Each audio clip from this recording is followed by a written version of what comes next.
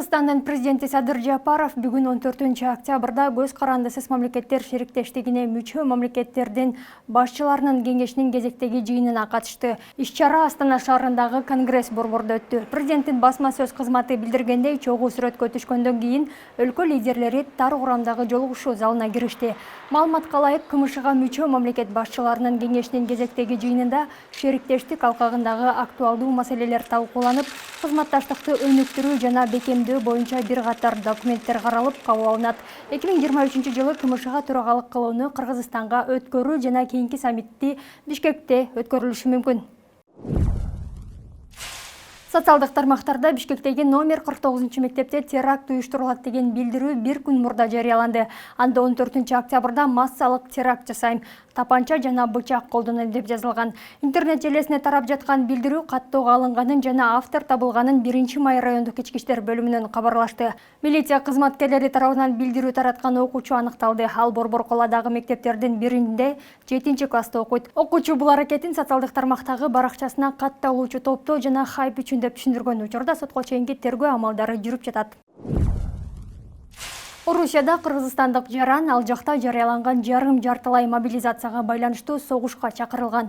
Укук коргоочу Каримжон Иоровдун айтымында, райондук милиция кызматкери кыргызстандыкты ур-токмок алып, эгер чакыруу кагазына кол койбосо, аны түрмөгө каматууга убада берген. Бирок Орусиянын мыйзамдарына ылайык чет өлкөлүк жарандар аскердик кызматка чакырыла албайт. Мындан тышкары, башка мамлекетке согуштук аракеттерге катышкан кыргызстандыктар 10 жылдан 12 жылга чейин эркинен ажыратылат. Аскерге чакырылган жаран 2 жылга шарттуу кесилген жана мөөнөтү 2023 жылдын май айында аяктаган Кыргызстандын жаранын участкалык милиция кызматкери сабап чакыруу кагазына кол койбосо дагы жазага тартып, түрмөгө камаларын убада кылган.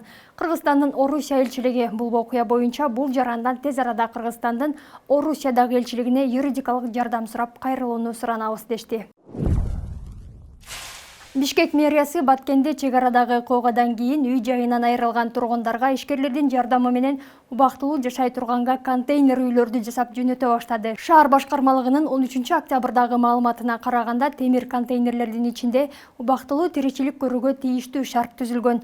Алгачкы 16 үй Баткенге жөнөтүлдү. Жакында дагы 12си барат. Жалпысынан 50 үнү даярдап жөнөтүү пландалууда. Бишкек-Ошуна жолунда тагыраагы Алабел ашуусунда адам өмүрүн алган жол кырсыгы катталды.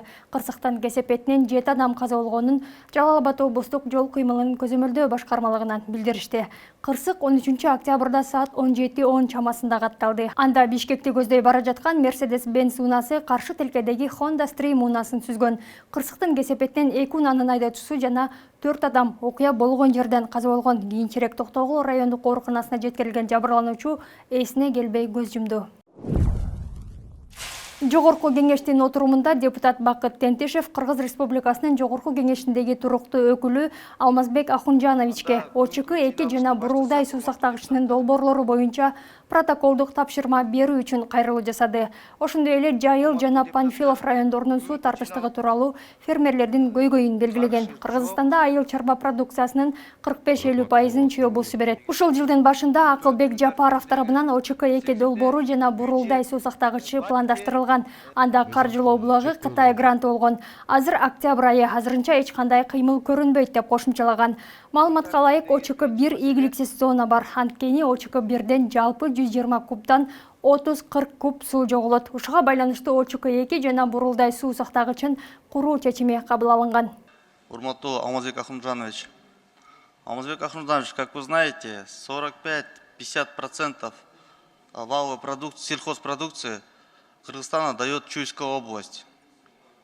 В начале этого года, в конце прошлого года, Акылбек Усенбекович говорил, что будет строительство ОЧК-2, а также Бурулдайского водохранилища, которое очень важно для Кыргызстана.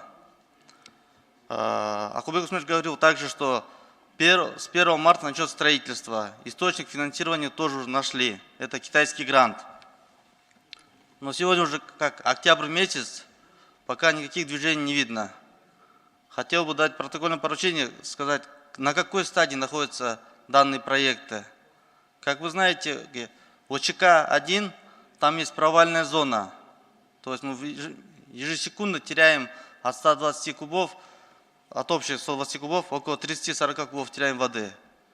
В связи с этим был проект, чтобы построить ОЧК-2 и Бурудайское водохранилище. Там же, в этом Бурудайском водохранилище было заложено 2 ГЭСа, что очень немаловажно для Кыргызстана.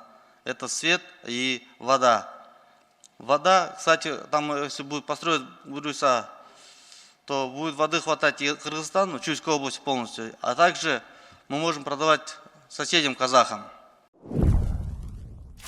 Жогорку кеңештин депутаты Шайырбек Ташиев каржы пирамидаларын жарнамалагандарды жазалоону өзгөртүүнү сунуштоодо. Түзөтүүлөрдүн долбоору коомдук талкууга коюлду. Демилгечинин айтымында өлкөдө элге таанылган коомдук ишмерлер атак даңкына беделине таянып каржы пирамидаларын жарнамалаган учурлар болуп жатат. Анын аймагында бул жарнамалап жаткан белгилүүлөр карапайым элди адаштырып, финансылык пирамидага чакырып жатат. Көпчүлүк жарандарыбыздын юридикалык жана экономикалык билими жок. Алар коомдук ишмерлерге ишенип, акчасынын баарын каржы пирамидаларына салып банкрот болуп жатышат деп түшүндүрдү. Депутат келтирилген материалдык чыгымдардын жалпы суммасы миллиарддаган сомду түзөрүн эске салды. Активисттер бир мандаттуу номер 34 Жети-Өгүз шайлоо округунан депутат Арсланбек Малиевдин отставкасын талап кылышууда. Социалдык тармактарда өздөрүн Тоң жана Жети-Өгүз райондорунун тургундары экенин айткан 30 чакты жарандын кайрылуусу тарады. Алар анда Малиевдин парламентте көтөргөн маселелерине наразычылыгын айтышат. Буга чейин бир катар актер, блогер жана жарандык активисттердин Малиевдин мандатын тапшыруусун талап кылган видеосу тараган. Ошондой эле алар депутатты отставкага кетирүү боюнча коомчулуктан кол топтоп жаткандыгы маалым болгон. Белгилей кетсек, Малиев буга чейин жогорку кеңеште окуучу кыздардын мектепке хиджаб кийип келүүсүнө тыюу салуу маселесин көтөрүп, бул мугалимдердин өтүнүчү экенин айткан.